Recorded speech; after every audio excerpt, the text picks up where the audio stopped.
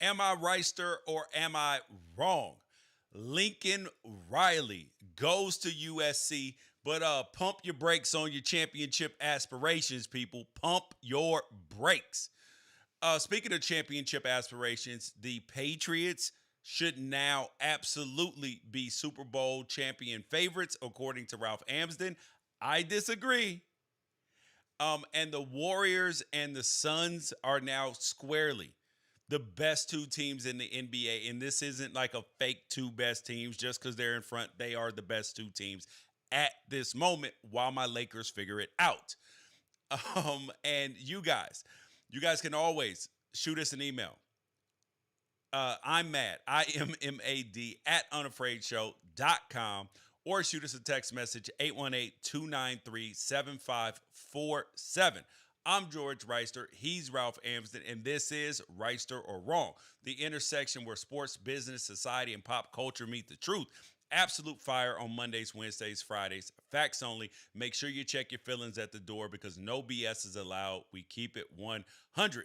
Leave a 5-star rating wherever you listen to podcasts. If you're watching it on YouTube, share it with a friend. Thumbs up, like it, because sharing is caring, and that's how we continue to grow. So, Ralph, we will start out with the bombshell that happened yesterday. Lincoln Riley walked out the door from Oklahoma, bro. Literally walked out the door and was like, peace out. I'm done. Nobody knew. Nobody knew. And you cannot convince me that the Lincoln Riley to LSU rumors were not created by either Lincoln Riley, his agent, or somebody else in his camp as cover for what was going on with USC.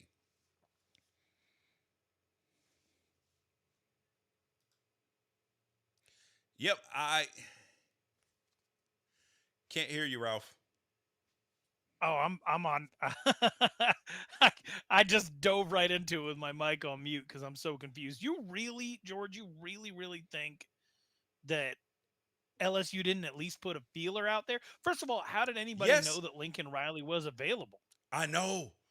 Well, okay, because Woodward, who was the AD at LSU, he was at Texas A&M. Everybody knows that he was going to be big game hunting, so he was at least going to call everybody up. They went through Jimbo. Jimbo was like, nope. So they went on to the next big, and they have been going on, and then they found out, oh, Lincoln Riley doesn't really want to come to the SEC, but since he doesn't want to come, you might as well come over here to LSU, brother. We're already built for this. You don't have to get That's ready. correct. And that's crazy because yeah, you had to figure. I think everybody knows LSU is going to go big game hunting, but this was like they paid for that African safari hunt where they got to go shoot at big elephants that were old and sick or whatever, and you go out there expecting you might get yourself an elephant or a giraffe or maybe even a lion, and then all of a sudden in the middle of the safari a polar bear rolls across your sight. Like I didn't even know polar bears were going to be involved in this thing. So yeah, the I mean, you and I, in all the stuff that we've done to cover the Pac-12 to the Pac-12 Apostles podcast, just being involved in keeping our ear to ground on all these coaching searches, you and I thought USC was cooked. Yes. Thought like, I well, really did. Like I I was really at the thought point that where if Matt they were Campbell able was to the get best Matt that they were Campbell, going to get. and I would say, and I would look at that and I would say that's a B plus hire, and that's the best that they could have hoped for. Yeah, and that he'll come in, he'll win in a couple years.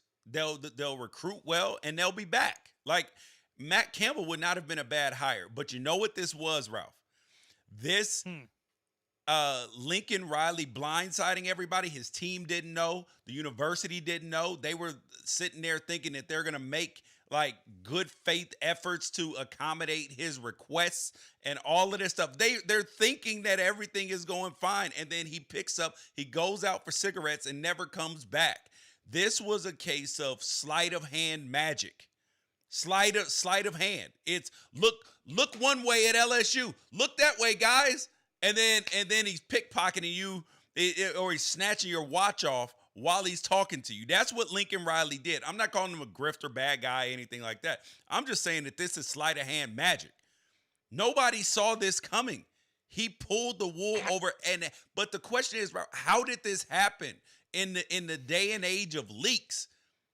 And it's because USC did not hire a search firm. Search firms have leaks because there are too many people involved. This was quiet, behind the scenes, people that they had relationships with already. Yeah, so here I've got some genuine confusion here. When do you think it became a possibility for Lincoln Riley within his own household and conversations with his family that maybe coming back to Oklahoma for the 2022 season was something he was thinking about not doing? Oh, the second that they announced that they were going to the SEC. Okay. I think that he was Okay. like, do I really want to do this? Do I have? And then he was like, nah, I'm gonna stick it out. We'll be good. And then when they fired Clay Helton, he was like, a couple weeks into the season, he might have been like, I'm not gonna call them, but I am gonna text because if you don't remember, Lincoln before Cincinnati hired Luke Fickell, they were considering hiring Lincoln Riley, but then he understood that he was the head coach in waiting. And then you had Stoops step down, and then he got the job. So he already had his phone number. And I bet you either Mike Bone, who was the AD at Cincinnati at the time, who's now at USC, or Lincoln Riley sent him a text like, Hey big head, how you doing? Oh man, nothing, man. I didn't want anything. I was just calling to check on you. Congratulations on all the success. Hopefully that your coaching search goes really well. Yeah, and he was like, man, congratulations on the season. You're still undefeated, bro. You're doing it. And be like, and then text, did you find anybody yet? You got a new boyfriend? Nah, man, we still looking. Oh, okay. Hey, well, hey, if there's anything that I can do to help you out, let me know. That's so fun. It All was right, a I'm bunch gonna of address casual three. flirting. If you're in my city, look me up. It was Yes, one of those. exactly. All right, there's three narratives I want to get into and get your thoughts on that I have a take on as well. No, narrative number one, and I was at lunch with somebody on Sunday who the topic of California came up. I'm out here living in Charlotte, North Carolina. Topic of California came up, and the first thing they did is like, there's an exodus. Everybody's leaving California. There, first of all, there was 1 year dip in people leaving California, and it coincided with a pandemic. Are a lot of people moving out of California? As somebody who spent most of the last 30 years in Arizona, I can tell you yes, and a lot of it is economic. It's not so much policy based. Yes. Um, that there's people who are conservatives who are frustrated about living in California, but they like living in California, right? bro, why do people and to your narrative, people on the internet, they act like California's a wasteland. They're like, Yeah, so this terrible. You gotta live in California. Well, please, do you know what people who actually live in California say to those people? Good, you're stay right. away. Yeah, stay Yes, away. and all the people who are thinking about leaving, leave. Please, all of you leave, because then we can buy bigger parcels of land and there will be less traffic. Anybody who talks shit about California, please leave. Do not come here. Don't vacation here. It is a wasteland. This is where you don't want to be. Nobody wants to be here. We are stuck and we are trapped. So please do not come here, in your best interest. And my whole thing is I very much like California. I'm just being from Wyoming, the crowds, even New York, it doesn't matter. Anywhere where there's a crowd, I'm a little bit intimidated. It's not so much like claustrophobic or anything like that. I just don't really know what to do with myself. Just a reminder that you're just a speck of dust in this giant universe. There's people everywhere.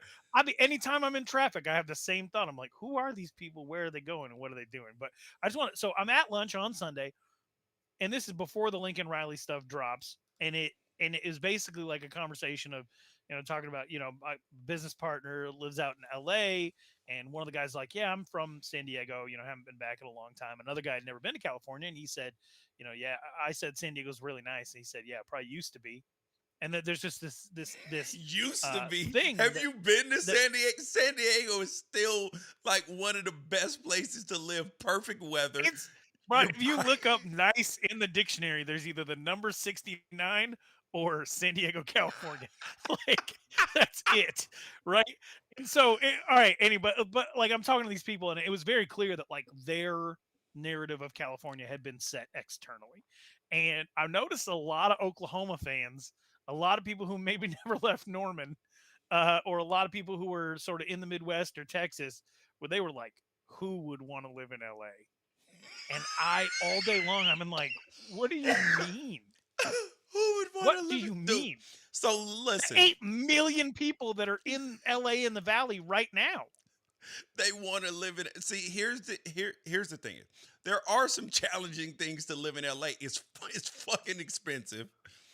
It is a little bit crowded, but not New York City crowded. Like you can still. I live in the outskirts, so like it's not crowded where I live at. But so you do have options, Yeah, dude. People, your house doesn't back up to anybody. no, dude. You can. I am either 2 hours from the snow or 5 hours from the snow. So I could literally, if I wanted to, I could go surfing in the morning and then snowboarding in the afternoon, literally, and and then be back home for dinner. Like like that's and the weather's good, dude. Nobody has to imagine not having to shovel snow. Imagine not having to need 16 coats and gloves to be outside for more than 30 minutes. I went outside today in shorts and actually I sent my kid to school in shorts and a t-shirt today, bro. Shorts and a t-shirt. And wasn't like, "Oh, hey, Dua, you need a jacket?" He's like, "Nah, Dad, I'm good." Yeah, I don't know what to tell people. I just like people think that I don't, and people think that like policy wise, it's some crazy alien land. The truth is like that it's more libertarian. It's more libertarian. It's more like let the people live than a lot of different areas of of the country. It's not terrible. And if you got money, it's definitely not terrible. No. It Lincoln Riley, the idea that like it came down to Lincoln Riley was just like I just want fairer weather. No, like there are a million things probably went into the decision for Lincoln Riley, He's but just got the Cliff Kingsbury vibes to him.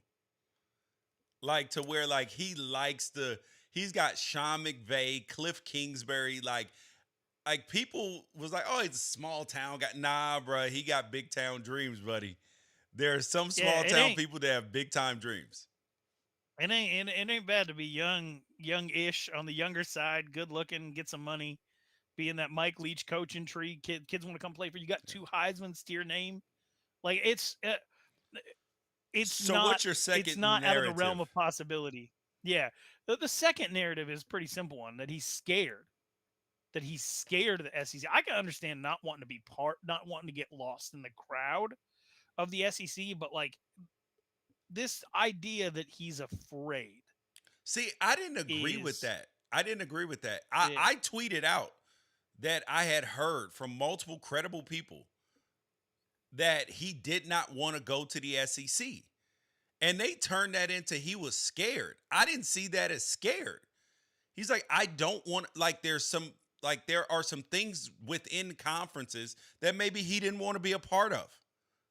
Maybe doesn't like the way that it's trending for college football. Maybe he doesn't like there are other factors that could have been a part of the fact that like he's scared. Dude, Oklahoma is 3-1 against Alabama the last four times that they've played them.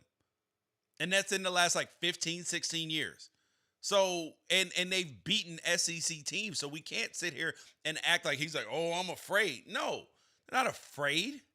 Like he's not afraid of playing SEC career. teams. He's not. Well, just think about the Texas should be practicality. afraid. Texas should be afraid because they can't even win their own conference, and they're going But to think the about the SEC. practicality of it. More money doesn't do anything for Lincoln Riley. No, More money doesn't do anything for Lincoln Riley. It does for the school. But think of like in 2019, Ed Orgeron had what was very possibly a top 5 college football team of all time. Certainly a Yes. top 2 offense, right? 2 years later, he got fired. Yeah. Dan Mullen won. Like, did he not play for a SEC championship last year? No, no, He's it was the gone. year before. No, it was the year before. Oh yeah, No, yes, it was yes, yes. 2020. Like Yeah. in That the was COVID last year. year. Yep. Yeah. And now he's So like, fired. and he's gone. Like SEC doesn't Link do is anything like, for nah, Lincoln bro. Riley, the man. Dude, The standard because at you can Oklahoma is have 10 wins. dude, you can have $20 million buyout, and the SEC's like, we don't care. We'll do it again. Right. And then Look at when they I mean, it's fired. nice to have that 20 million, but then you have the stain of having been fired. Yep. People think that Dan Mullen is garbage right now. Yes, dude. Look People at think Coach O is garbage. at Like if who's Washington was to UCF's entertain coach? hiring Coach O, their Oh, they'd fans be would like, be like, no, but we he got don't want fired. him. We don't want him. He's Oh my garbage. God. Like you're I like, don't think he he's scared. just I put think it's a together a matter. staff that won the It's a national matter of championship. practicality. Yep. To me, that's the biggest thing. It's one thing to say like, oh, what do you mean you stayed in your car in Yellowstone when the bison were walking past? Like, you pussy? Like, no, man. It's a That's matter of practicality. Like, Yep. it does. I could see it from here. I don't need to be up close.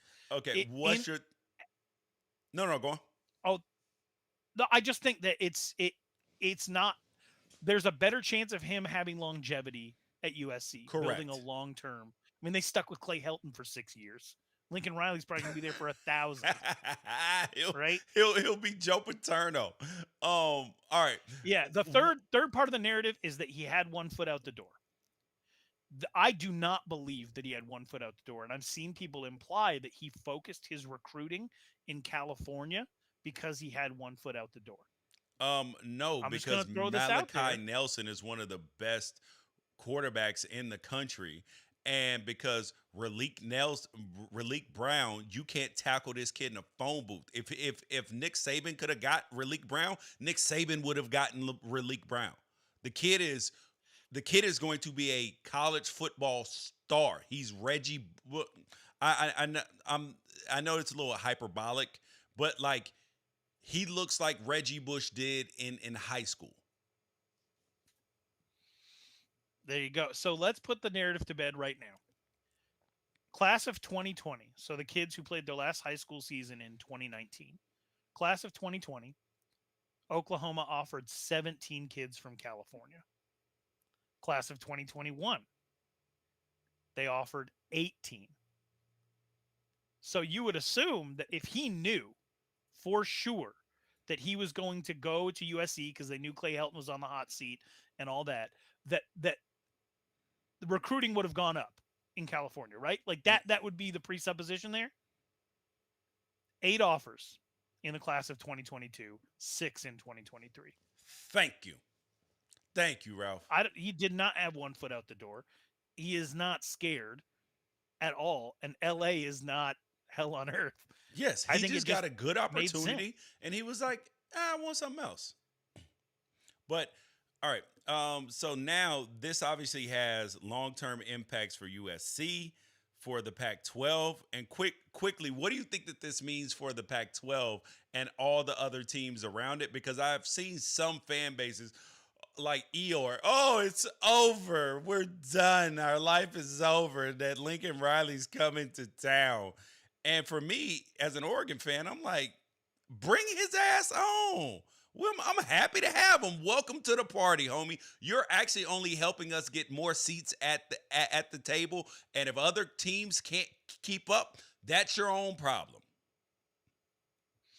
I think that there's room to build for everybody who has a direction and an identity. Utah is who Utah is. I don't think this affects them. Nope. It really doesn't. The way that Chip Kelly has been going about things, as long as Lincoln Riley doesn't come right out of the gate and blow them out immediately, I think that UCLA is probably fine with the way that they're building under Chip Kelly. But it does make the next hire that UCLA gets is going to have to be on that level. of somebody who's going to have to try to bring it back to the Jim Mora days of actually taking swings at some of these 4 and 5 stars. The only team in all of the Pac-12 that I see this being awful for, like truly awful, is Arizona State, because they have a not a like, Herm Edwards isn't going to be there in 2 years. They He's going to missed be their there window, next year. is what it is. They missed their window. They built their entire apparatus to compete directly with USC for recruits, and they're and it failed because they got caught breaking the rules, which took the wind out of their sails for recruiting Yep. altogether. And And now they have now, a lame duck situation, and they're not going to be able to compete directly with USC. So it's going to go back to the days of getting UCLA or USC can only take 25 guys, and a lot of those guys will have ASU as their backup school. So ASU will get talent, but they'll always be playing second fiddle to USC. For everybody else, I think they have an established identity and a direction that if they stick with, they'll be competitive. And you just have to hope to catch USC on an off night. But I think that all of the pissing and moaning and saying it's over for the entire Pac-12, I don't think that's the case, especially if you're UCLA and Utah. I think you got a real shot. Colorado, they're sticking with recruiting. Texas, they're never really going to be on that level of getting 4 and 5 stars. So I'm not super worried about them either. I just think it's bad for ASU, but at the end of the day, ASU missed their window. This was always going to be the thing of USC being able to really get a great head coach. ASU's not even going to spend half that on whoever they bring in next. So it's tough luck for ASU, but for everybody else, I don't think it yeah. matters all that much. Oh, yeah. Yeah, I would agree that ASU is the biggest, team that is going to be impacted. And if they don't make a big hire, they're just going to be grinding along. And that's tough sledding. I do think that this puts a lot of pressure on Washington, like that they may have to open up the piggy bank. Otherwise, you're not going to be able to get recruits excited. Now, mind you, if they hire the Fresno State coach or Matt Campbell, like, yes, they may win. It's going to take longer, but you're not going to get recruits excited the same way until they see success there. Yeah. And so then you're going to have USC and Oregon for all the California kids. And then they're actually going to be popular with the Washington kids as well, because they have a ton of kids coming out of there. With the Arizona kids, it's going to be real tough on Washington as well. If I'm Washington, I take a huge risk, and you might end up in a Mel Tucker situation, but I take a huge risk and I do everything I can to get Dan Lanning off of Georgia's #1 defense. I double down on that being the identity of the team. Be like, You get people who six can mil, recruit homie. regionally. 6 mil. Yeah, First coaching job. Come on. yeah, Yep. and he's hungry as hell, and he's good, and he's been around the Pac-12. He worked under Todd Graham at Arizona State, so and that's another thing. If you worked for either Todd Graham or Mike Leach, you're golden. Yes, Like yes. somewhere down the line, like You Florida State right now is the matchup to see who Todd Graham's favorite former OC was. Like yep. Billy Napier versus Mike Norvell. So I mean, it's just that's crazy to me. But I would take a huge swing at Dan Lanning, but I'd be happy with Kalen DeBoer or Matt Campbell as well. But I just kudos to USC for pulling this off. I don't know the direction that Oklahoma goes. I've now heard that Alex Grinch is coming with. So that's gonna be interesting. Well, Alex Grinch may only be there for a short period of time because he may be getting a head coaching job somewhere. But now, what does that do for Oklahoma? Their recruiting class is literally falling apart. They had USC's been looking for a coach for 3 months. They've been working on this for 3 months. Took 3 months to pull this off. What can they pull off in the next 2 weeks to salvage this recruiting class? They should take a swing at Dan Lanning too. To be honest, if they're going to be in the SEC, you got a guy who's having success in the SEC right now. Yes. Ralph, you might be a damn genius. See? There you I'm go. not smart enough to figure out Lincoln Riley to USC, but you come up with all the other figuring out. You couldn't figure out that one. All right. Nope. Now, next thing up, we were watching football yesterday, and it's been a silent thing happening, but I think that yesterday really solidified things. And I know that the Tennessee Titans were absolutely beat up, but I think that we can say squarely, like I feel very, very confident saying that the New England Patriots are going to the AFC Championship game at least, Oh my if not the gosh. Super Bowl again. I'm still standing firm with my Kansas City Chiefs pick from the preseason because they look like they're getting it together, and the Chargers don't want to win the AFC West. So it's going to be Patriots, Chiefs, when everybody in the preseason, Buffalo Bills. And I was like, I don't know, pal. I don't know. And now the Patriots are back in it, and they look tough, Ralph. They look tough. I got to see them live on November 7th, their first game in November, right? I got to see them beat the Panthers. The offense didn't really do anything. It was just a matter of the defense looking incredible, and the defense has continued to look incredible. They're 4-0 in November. They finished November 4-0, giving up 6 points a game. I don't even remember the Patriots defense doing anything like Dude, that. we're talking like 2000 Ravens action, bro. Oh my gosh. And I can't even tell you I couldn't point to an individual player on offense or defense with the New England Patriots and say that guy is definitely top 25 in the NFL. Ralph, this team I couldn't hasn't do it. this team has only given up 30 points one time this year. Their last 6 games, they've given up 13, 0, 7, 6, 24, and 13. Bro, And when they gave up over 30, that was an overtime game. yes, against the Cowboys. I don't know. Oh my gosh. Seriously, since they went up against the Jets, they won at San Diego. They blew the Jets out by 40. They quadrupled up the Panthers in Charlotte. 45-7 over the Browns, who have a legitimate defense, was insane to me. They shut out the Falcons in Atlanta on a Thursday, so that they're staying locked in for even the off day games. And then what they just did to the Titans, and I know the Titans are banged up or whatever, but god dang. You could And get now, thrown in jail for that, bro. You could get thrown in jail for what they've been doing.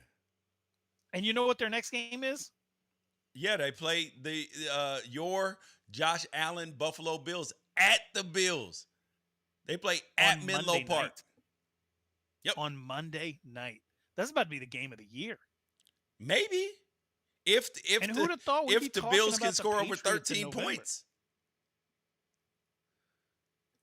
How for real are they? I It did think cross it's my very mind. You painted it in the intro as like, I'm 100% sure they're going to the Super Bowl. But even last week, I was trying to tell you, like, no, they're not a Super Bowl team. And you're trying to tell me, like, no, they're probably going to come back, win this division. And I was like, I saw them. They're not like flashy. There's nothing about them. But I'm trying to imagine them losing a game right now. And I can't. dude, what if they blow out the Bills?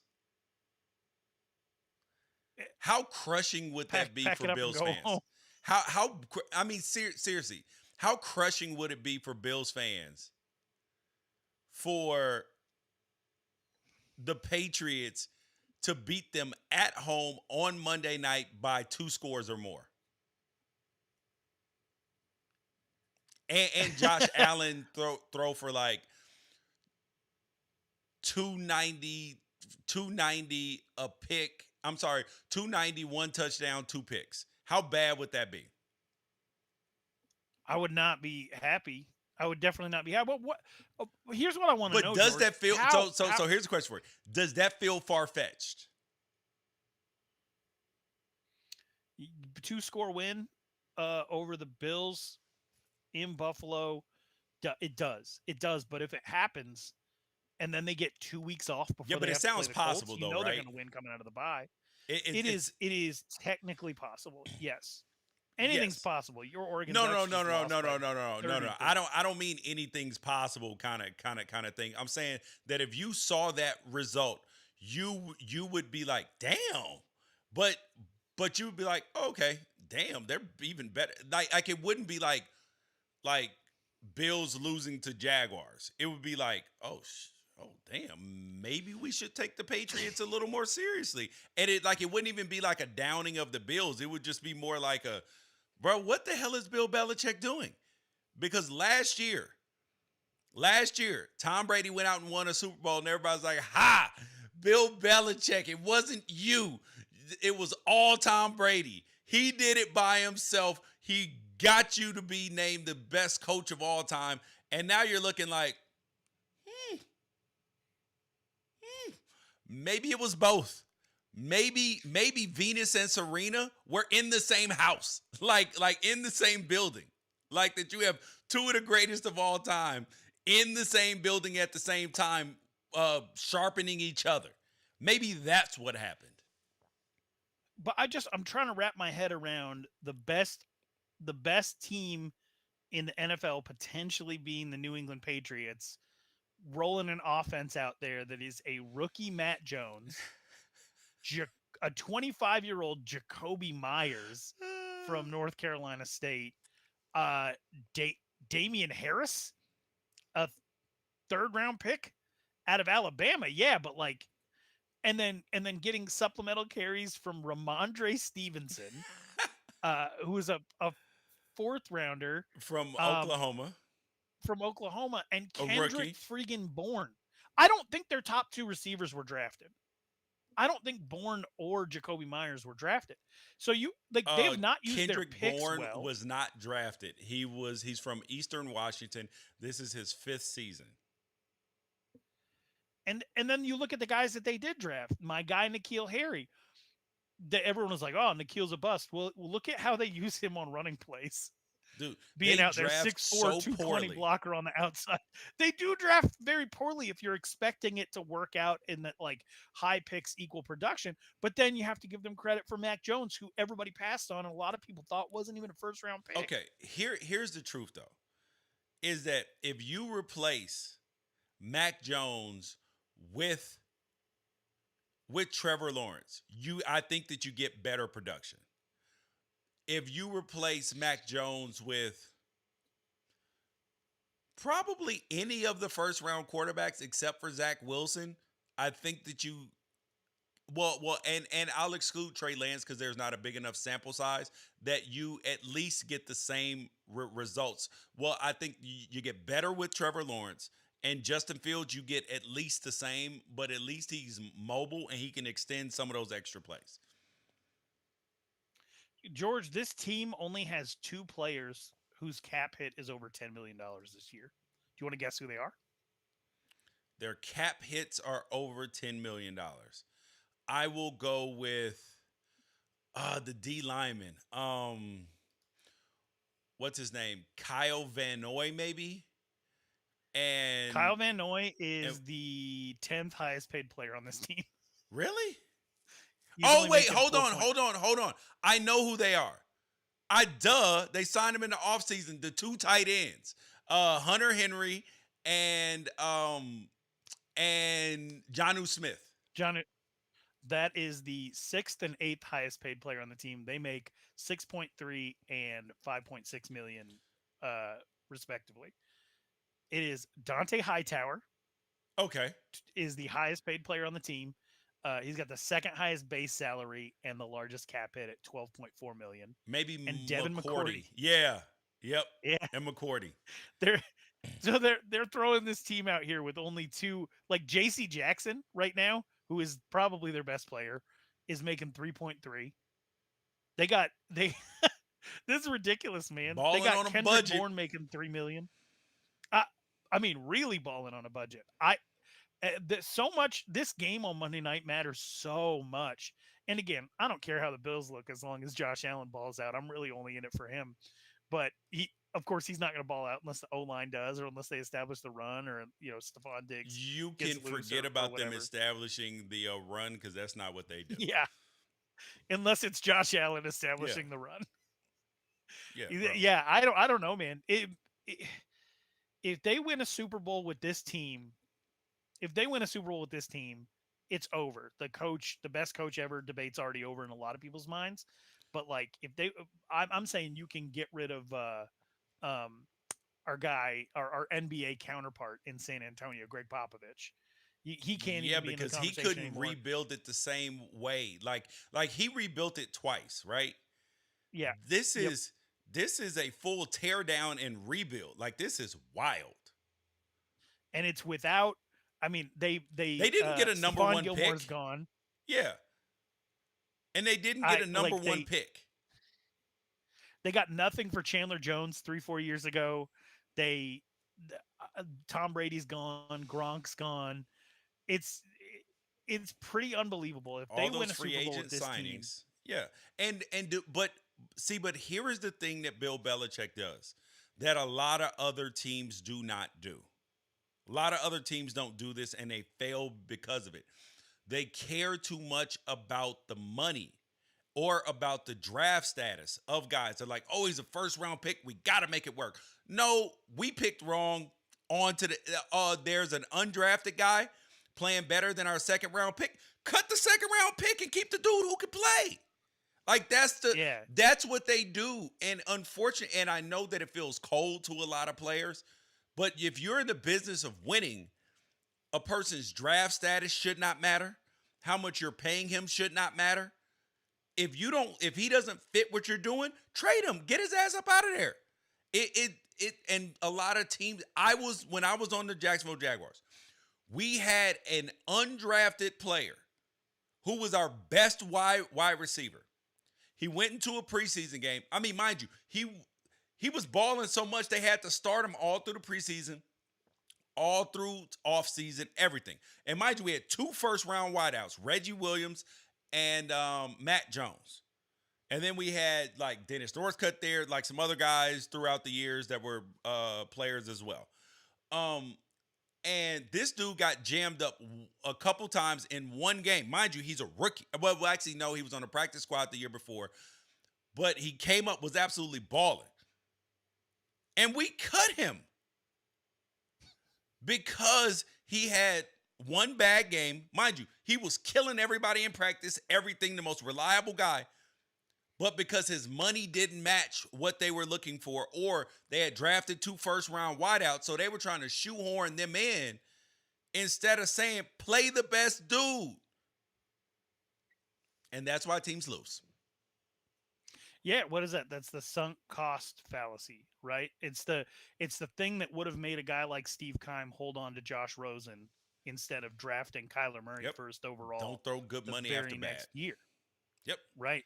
Yeah, but it's tempting. It's tempting to make it work. I believed at one time. I'm that way in fantasy football. The team that I drafted at the beginning of the year, I roll with, even if we're I don't know why I do it, but there's a reason I don't win. Dude, It's probably that. I will turn my roster over quick, bro. No problem. I will bigger, better deal my fantasy team. All right, last thing up. Ralph's excited. He doesn't want to get his hopes up too much.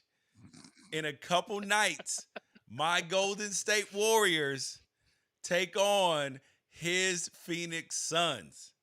And It mind must you, be nice to have two. huh?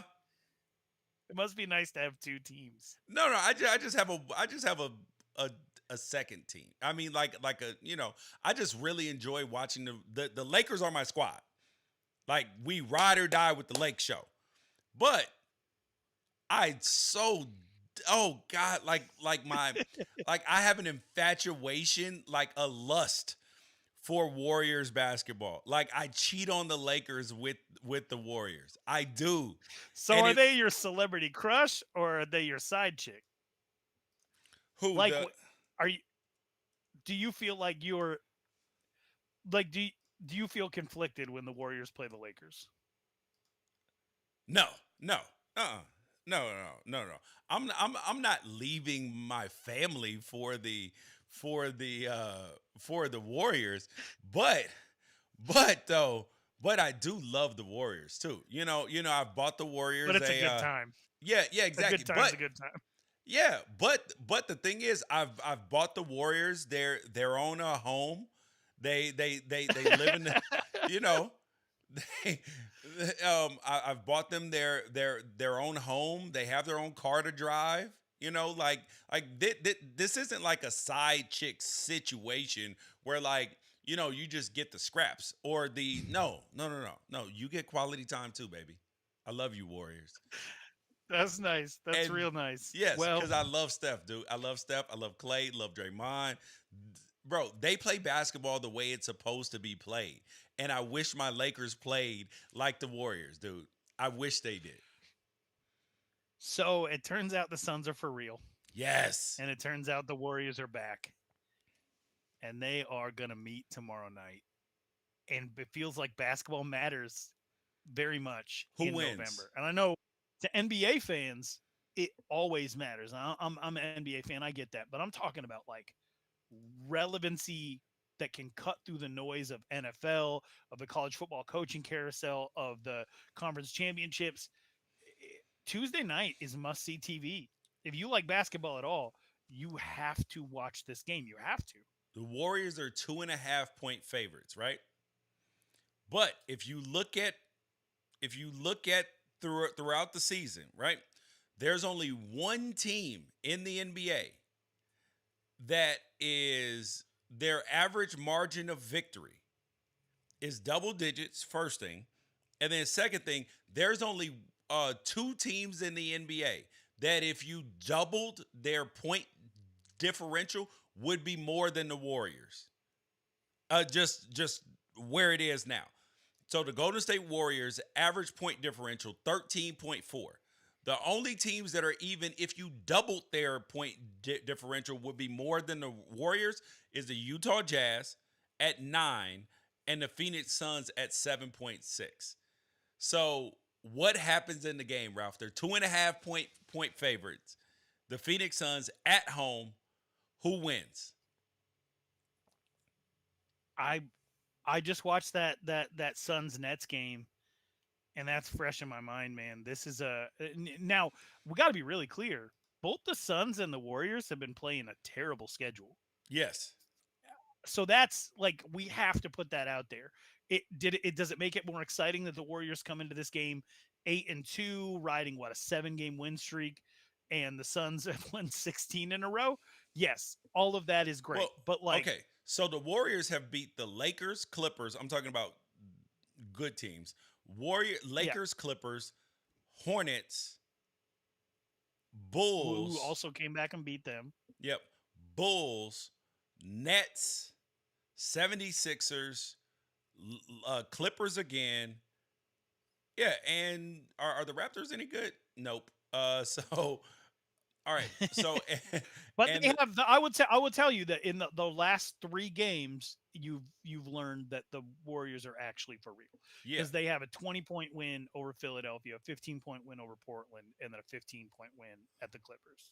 Okay, so the Phoenix Suns have beat the Lakers, the I would consider the Hawks a good team now. They weren't in the beginning of the season. The Hawks, the Mavericks twice, the Nuggets, the Knicks, and the Nets.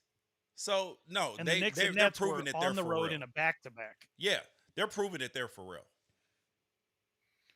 And there are like they beat the Mavericks twice in 3 nights, but there was no Luca, so it's below average schedule, but it's 16 wins in a row.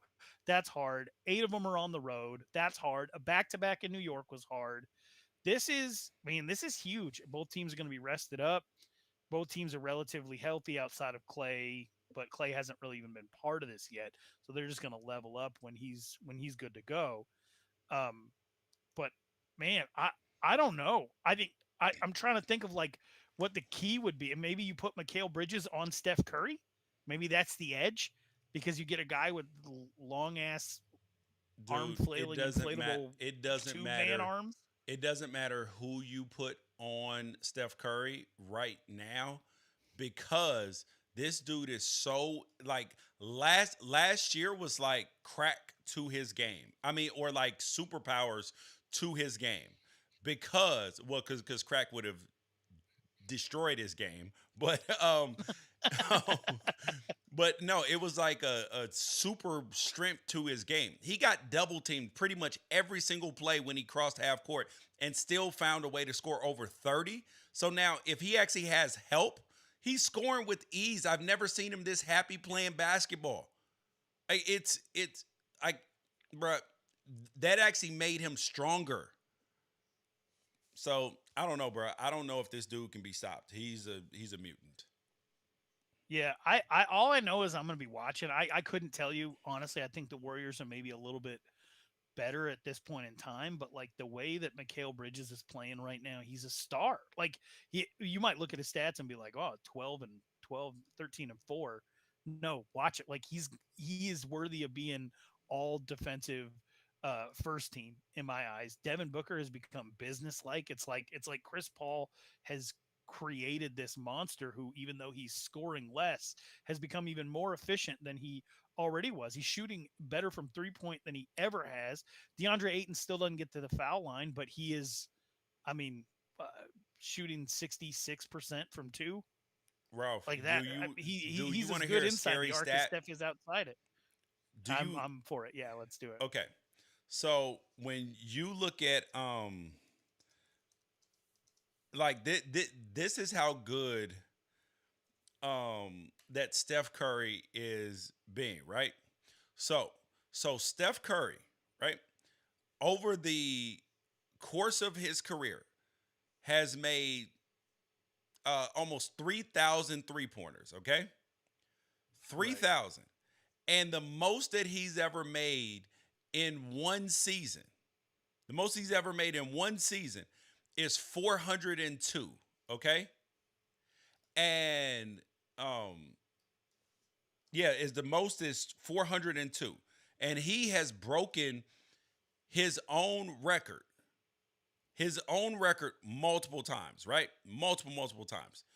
And now now you're looking at this season. So 402 is the most he's ever made.